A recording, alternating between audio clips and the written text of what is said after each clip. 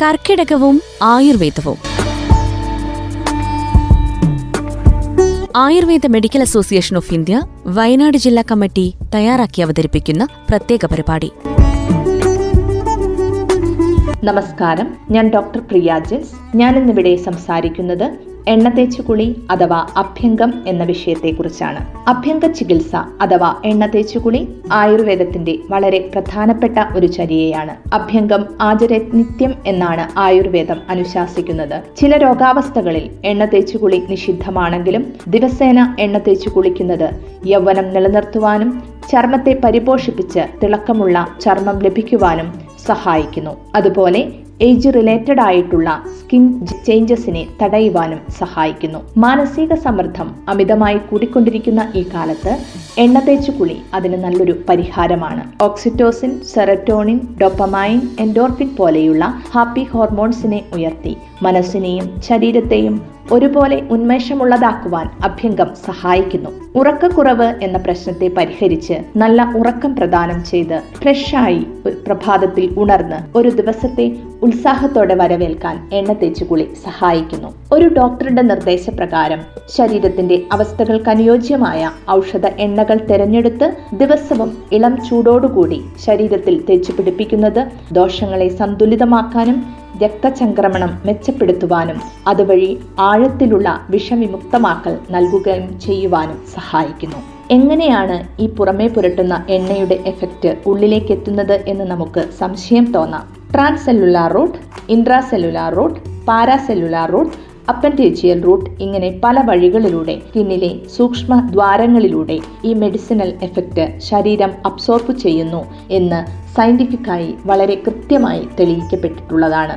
ആയുർവേദം ഇതിനെ അഭ്യംഗം എന്ന എണ്ണതേച്ചു കുളിയിലൂടെ നൂറ്റാണ്ടുകൾക്ക് മുൻപേ അനുഭവിച്ചറിഞ്ഞു കഴിഞ്ഞതാണ്. ആയുർവേദത്തിൽ ഒന്നാമതായി ദിവസവും വീട്ടിൽ എണ്ണ തേച്ചു കുളിക്കുന്നതും പഞ്ചകർമ്മ ചികിത്സയുടെ ഭാഗമായി ചെയ്യുന്ന അഭ്യംഗവും പ്രാധാന്യമർഹിക്കുന്നു. അതിൽ സർവാംഗ അഭ്യംഗം, മുഴുവൻ ശരീരത്തിൽ ചെയ്യുന്ന എണ്ണതേക്കൽ, ശിരോ അഭ്യംഗം, തലയിലെ എണ്ണതേക്കൽ, ഏകാംഗ അഭ്യംഗം, ശരീരത്തിന്റെ ഏതെങ്കിലും ഒരു ഭാഗത്തു ചെയ്യുന്ന അഭ്യംഗം, പാദ അഭ്യംഗം, കാൽവിരൽ, കാലിനടിഭാഗം ഇവിടങ്ങളിൽ ചെയ്യുന്ന മസാജ്, ഇവയെല്ലാം ഉൾപ്പെടുന്നു. കൂടാതെ പ്രസവാനന്തരമായി ചെയ്യുന്ന എണ്ണതേച്ചുകുളിയും നവജാത ശിശുക്കളിൽ ചെയ്യുന്ന എണ്ണതേച്ചുകുളിയും വളരെ പ്രാധാന്യമർഹിക്കുന്നു. ചെവി, കൈപ്പത്തി, പാദങ്ങൾ എന്നിവിടങ്ങളിൽ ആദ്യം എണ്ണ അപ്ലൈ ചെയ്ത് എണ്ണതേച്ചുകുളി ആരംഭിക്കണം. തുടർന്ന് ശരീരത്തിലെ സന്ധികൾ, കൈകാലുകൾ തുടങ്ങി ദേഹമാസകലം എണ്ണ തേച്ച് അനുലോമ പ്രതിലോമമായി മസാജ് കൊടുത്ത് ഓരോ ജോയിന്റ്സിലും സർക്കുലാർ മസാജ് ചെയ്ത് കുറച്ചുനേരം ശരീരത്തിൽ എണ്ണ തേച്ച് പിടിപ്പിച്ച ശേഷം ശരീരത്തിന് ആവശ്യമായ ചൂടുവെള്ളത്തിൽ കുളിക്കുക.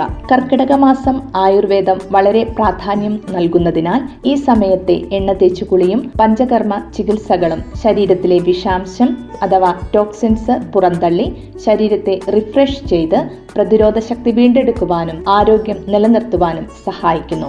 മുട്ടിന് ഉയർന്നു വരുന്ന അനധികൃത മസാജ് സ്പാകൾ പോലെയുള്ള സ്ഥാപനങ്ങൾ ആയുർവേദത്തിന്റെ തനത് ഗുണനിലവാരത്തിന് കളങ്കം ചാർത്തുന്നു എന്ന് എടുത്തു പറയാതിരിക്കാൻ വയ്യ.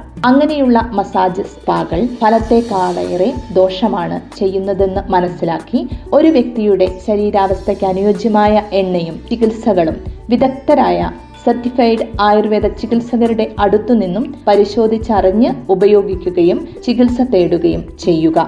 പുതുതലമുറയ്ക്ക് എണ്ണതേച്ചുകുളി എന്നത് ഒരു കേട്ടുകഥ മാത്രമാവുന്നു. എന്നാൽ നമ്മുടെ പഴയ തലമുറ ഇതിന് വളരെയധികം വലിയ പ്രാധാന്യം നൽകിയിരുന്നു. ബുധനും ശനിയും തേച്ചു കുളിച്ചാൽ മരണം വരെയൊരു ഗതിയുണ്ടാകും എന്ന് 95 വയസ്സുള്ള കാലത്തും നല്ല ഉഷാറോടെ പറഞ്ഞു തരുന്ന പഴയ തലമുറ അവരുദ്ദേശിക്കുന്നത് ഇതാണ്: ആയുസ്സിന്റെ അവസാന നിമിഷം വരെ സ്വന്തമായി കാര്യങ്ങൾ സുഗമമായി ചെയ്യുവാനുള്ള ആരോഗ്യം. എണ്ണ തേച്ചുകുളി മനസ്സിനും ശരീരത്തിനും ആരോഗ്യം നൽകുന്നതിൽ പ്രധാന പങ്കുവഹിക്കുന്നു. തുടങ്ങാം വീണ്ടും നമ്മുടെ പഴയകാല ശീലങ്ങൾ. ജീവിക്കാം ആരോഗ്യത്തോടെ.